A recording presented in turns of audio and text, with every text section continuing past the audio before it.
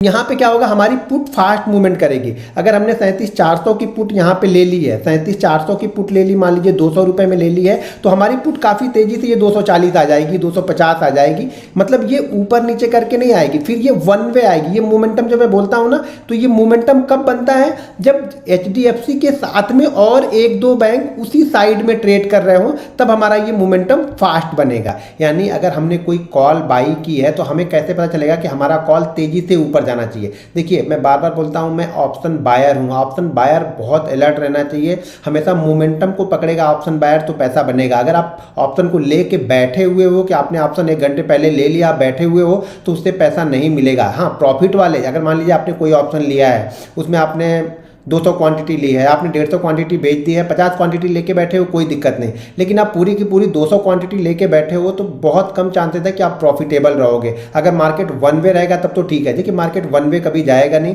Market generally क्या करेगा, 100, 150, 200 point ऊपर जाएगा, फिर उसके बाद 50 पॉइंट, 60 पॉइंट नीचे आएगा, तो उसमें प्रीमियम काफ़ी तेज़ी से घटता है। तो हम ये पता लगाएंगे कि किस तरीके से हमारा बैंक निफ्टी भी चले और हमारा प्रीमियम जो है वो तेज़ी से मूव करे। जब तेज़ी से मूव करेगा तो हमें उसमें प्रॉफिट अच्छा होगा और जल्दी होगा। और ऑप्शन का मतलब है, ऑप्शन बायर का मतलब है कि जो मूवमेंट हो वो क्विक हो, फास्ट मूवमेंट हो।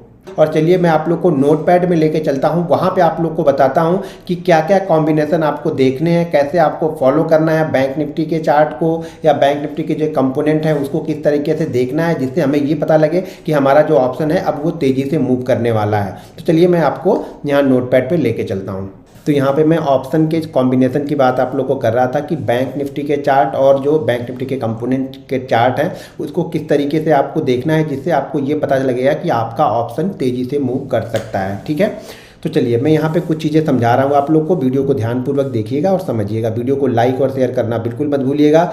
अब यहाँ पे मान लीजिए कि आज मैं कल एग्जाम्पल दे रहा हूँ, मंडे का एग्जाम्पल आपको दे रहा हूँ। मंडे का एग्जाम्पल देके मैं आप लोग को समझा रहा हूँ, तो उससे आपको चीज़ें क्लियर समझ में आएंगी। अगर नहीं समझ में आए तो अगली वीडियो मैं चार्ट पे बनाऊंगा, चार्ट पे आप लोग को चीज़ें समझाऊंगा। लेकिन पहले आप लोग यहाँ पे थ्योरेटिकली अच्छी तरीके से समझो, फिर मैं प्रैक्टिकली आप लोग को समझाऊंगा। तो देखिए, आप लोग के पास भी टाइम होना चाहिए। कोई चीज़ जितनी जल्दी जल्दी मत सीखो कि आपको समझ में ना आए। ये चीज़ें मैं वीडियो बना रहा हूँ तो इसके बाद आप लोग को अगले 1 हफ्ते के लिए टाइम है बिल्कुल प्रैक्टिस करने के लिए। जो चीज़ें बता रहा हूँ उस पर आपको 1-1 हफ्ते प्रैक्टिस करनी है, तभी आप एक अच्छे ट्रेडर यहाँ पे बन पाओगे। अब यहाँ पे ये मानते हैं, हम ये सोच के चल रहे हैं कि मंडे को इस तरीके से हो सकता है। ठीक है, तो ये देखिए बैंक निफ्टी है। बैंक निफ्टी की क्लोजिंग है अभी 574, यानी 74 के आसपास बैंक निफ्टी की क्लोजिंग है। ठीक है, 37,574 यानी 37,574 पे बैंक निफ्टी ने यहाँ पे क्लोज किया हुआ है। अब यहाँ पे बैंक निफ्टी मान लीजिए, अब सब कुछ देखिए एज्यूम करना है, देखना है कि उस तरह की सिचुएशन बन रही है नहीं बन रही है। बहुत सारे लोगों को चीज़ें समझ में नहीं आएगी, लेकिन वीडियो को 2 बार 3 बार आप देखोगे तो बहुत अच्छी तरीके से समझ में आएगी। उसके बाद मैं बैंक निफ्टी कंपोनेंट की एक अलग से वीडियो बनाऊंगा, उस वीडियो को भी देखिएगा। अब यहाँ पे बैंक निफ्टी मान लीजिए ओपन होता है 37,500 पे बैंक निफ्टी यहाँ पे ओपन होता है, और हम ये मान के चलते हैं कि बैंक निफ्टी ओपन होने के बाद यहाँ से नीचे की तरफ जाता है। ठीक है, यहाँ से बैंक निफ्टी नीचे की तरफ जाता है, धीरे धीरे करके बैंक निफ्टी नीचे की साइड में यहाँ पे जा रहा है। उसके साथ में हमारे पास जो कंपोनेंट है, जैसे HDFC bank, ICICI bank, axis bank, ठीक है, SBI और कोटक, इस 5 बैंकों पे मैं ध्यान देता हूँ। ठीक है, इस 5 बैंक पे मैं फोकस करके रखता हूँ कि ये 5 बैंक लगभग मेरे ख्याल से 85% का वेटेज रखते हैं ये 5 बैंक। तो इस 5 बैंक पे मैं फोकस करके रखता हूँ। अब अगर मान लो कि बैंक निफ्टी नीचे की साइड में जा रहा है, ठीक है, ध्यान से सुनना बातों को, ये एक बार में नहीं समझ में आया, वीडियो को रिपीट करके देखिएगा। मान लो कि बैंक निफ्टी धीरे धीरे करके नीचे की साइड में जा रहा है, और यहाँ पे HDFC बैंक अब क्या कर रहा है, जैसे मान लीजिए शुरुआती सेशन में ओपन हुआ, 5 मिनट हो गया, 5 मिनट मार्केट ने ट्रेड कर लिया। ठीक है, 5 मिनट में बैंक निफ्टी ने मान लीजिए यहाँ पे लो लगा लिया 37,300। ठीक है, 350 का बैंक निफ्टी ने यहाँ पे लो लगा लिया 5 मिनट में। अब हमें देखना है यहाँ पे, अब HDFC बैंक, मान लीजिए HDFC बैंक कल की क्लोजिंग कुछ भी हो, मैं सिर्फ ऊपर और नीचे करके आप लोगों को बता रहा हूँ कि मान लीजिए 350 यहाँ पे ओपन हो, 350 5 मिनट में लगने के बाद में, उसके बाद हमने चार्ट देखा HDFC बैंक का, तो HDFC बैंक धीरे धीरे करके ऊपर की साइड में जा रहा। ठीक है, और यहाँ पे ICICI बैंक नीचे की साइड में ट्रेड कर रहा, एक्सिस बैंक नीचे की साइड में ट्रेड कर रहा, अब ऊपर जाने का मतलब ये नहीं कि ये प्लस में होगा, ये हो सकता है माइनस में 20, शुरुआत के जैसे 150 पॉइंट बैंक निफ्टी गिरा तो उसमें हो सकता है कि 20 पॉइंट ये माइनस में आया, उसके बाद 5 मिनट के बाद से ये ऊपर की तरफ जा रहा है, ये भी कंडीशन हो सकती है। ये नीचे की साइड में आ रहा है। एसबीआई मान लीजिए कुछ नहीं कर रहा है, एसबीआई ना सुबह के हाई को ब्रेक किया है ना लो को ब्रेक किया है, यानी जो भी पहले 5 मिनट का हाई लगा है उसको ना एसबीआई ने ना ऊपर ब्रेक किया है ना नीचे की तरफ ब्रेक किया है, और ये मान लीजिए ये भी ऐसे ही कर रहा है। अब एक चीज़ ध्यान रखिएगा, ये दो नीचे जा रहे हैं, ये नॉर्मल रुका हुआ है, ये भी अपने लो हाई को ब्रेक नहीं कर रहा है, जो सुबह 5 मिनट का लो हाई लगा है। ये बात 5 मिनट की नहीं, आप कभी भी इसको देख सकते हैं, ध्यान रखिएगा, लेकिन सुबह की मूवमेंट को बहुत अच्छा कैच कर सकते हैं। अगर सुबह आप पकड़ेंगे तो बहुत अच्छा मोमेंटम आपको मिलेगा। और अगर एचडीएफसी बैंक ऊपर की साइड में जा रहा और यहाँ पे बैंक निफ्टी नीचे की साइड में जा रहा है, क्यों कि दो बैंक यहाँ पे नीचे आ रहा है, तीसरा इसको होल्ड करके बैठे हैं और ये ऊपर की साइड में जा रहा है, तो ये हो सकता है कि बैंक निफ्टी धीरे धीरे करके थोड़ा थोड़ा नीचे आएगा। तो यहाँ पे अगर हम पुट लेंगे ना, यहाँ पे अगर हम पुट लेंगे तो हमारी पुट में वो मोमेंटम नहीं बनेगा, वो फास्ट नहीं जाएगी। हो सकता है कि हमने पुट 200 में लिया, ये क्या करेगा 210 जाएगा और फिर वापस आके 200 के पास ट्रेड करेगा, फिर थोड़ा नीचे आएगा, हो सकता है फिर से 215 के पास जाए, फिर से आके 195 के आसपास ट्रेड करे। क्यों, ये दो नीचे जा रहे हैं, ये एक ऊपर जा रहा है, ये हैवी वेट है, एचडीएफसी हैवी वेट है, तो ये ऊपर की साइड में जा रहा है, ये दो नीचे जा रहे हैं, तो ये बैंक निफ्टी का क्या हो रहा है, ये जो नीचे जा रहा है इसको ये ऊपर जा रहा है, तो ये इसको मैनेज कर ले रहा है और ये सब कुछ नहीं कर रहा है, तो मार्केट क्या होगा धीरे धीरे नीचे जाएगा। यहाँ पे क्या होगा, बैंक निफ्टी धीरे धीरे नीचे की तरफ जाएगा, तो जो प्रीमियम होगा वो हमारा धीरे धीरे बढ़ेगा, बढ़ेगा बहुत कम, लेकिन जैसे ही थोड़ा सा ऊपर खींचेगा ना प्रीमियम कम बहुत तेजी से होगा। कब होगा, जब ये एचडीएफसी बैंक ऊपर जा रहा होगा, और इसमें क्या होगा, इसमें हमारी पुट जो होगी वो स्लो हो जाएगी। तो यानी मैं अगर ऑप्शन बायर हूँ ना तो मैं यहाँ पे पुट को बाइंग नहीं करूँगा। ध्यान रखना, मैं चीज़ों को समझा रहा हूँ, एक बार में नहीं समझ में आया वीडियो को 2 बार देखिए, नहीं समझ में आएगा अगला वीडियो में एग्जाम्पल के चार्ट के साथ में बताऊँगा, उसको भी ध्यानपूर्वक देखिएगा। लेकिन पहले 5 दिन आपको मेहनत करनी है, पहले 5 दिन आप प्रैक्टिस तो करो, आप ढूंढ के देखो तो सही। आप लोग क्या करते हो ना, कुछ प्रैक्टिस नहीं करना चाहते हो, आप लोग को हर चीज़ें बनी बनाई चाहिए। जब बनी बनाई चीज़ें मिलती है ना तो वो आपके लिए वर्क नहीं करेगी। जब तक आप अपना पसीना नहीं बहाओगे, जब तक आप अपना दिमाग नहीं लगाओगे, तब तक आप कोई चीज़ें पकड़ नहीं पाओगे। ये कंडीशन पहली कंडीशन बनी जब एचडीएफसी ऊपर, ये दो नीचे जा रहा है, ठीक है। अब यहाँ पे मैं इसको हटा देता हूँ, ठीक है। बाकी बैंड अनयूजुअल मूव करते हैं, मान लीजिए आरबीएल बैंक, इंडसइंड बैंक, अगर ये 8%, 10%, 12% मूव करते हैं तब उसका इम्पैक्ट दिखता है, 1-2% में उनका कोई खास इम्पैक्ट दिखता नहीं है, ठीक है।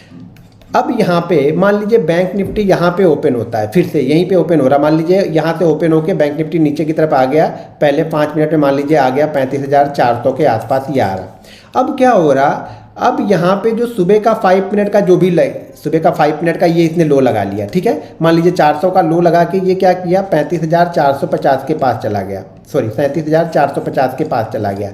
अब यहाँ पे क्या हो रहा है, जब ये 37,450 के आसपास जाके वापस आ रहा है, जब नीचे आ रहा है, तो यहाँ पे क्या हो रहा है, एचडीएफसी बैंक भी नीचे की तरफ है, आईसीआईसीआई बैंक भी नीचे की साइड का मूव कर रहा है, और यहाँ पे एक्सिस बैंक भी नीचे की साइड का मूव कर रहा है। एक चीज़ ध्यान रखना, नीचे की साइड का मूव का मतलब ये नहीं बोल रहा हूँ कि सारा लो ही ब्रेक कर रहा है। अगर लो ब्रेक कर रहा है तो बहुत अच्छी बात है, ठीक है।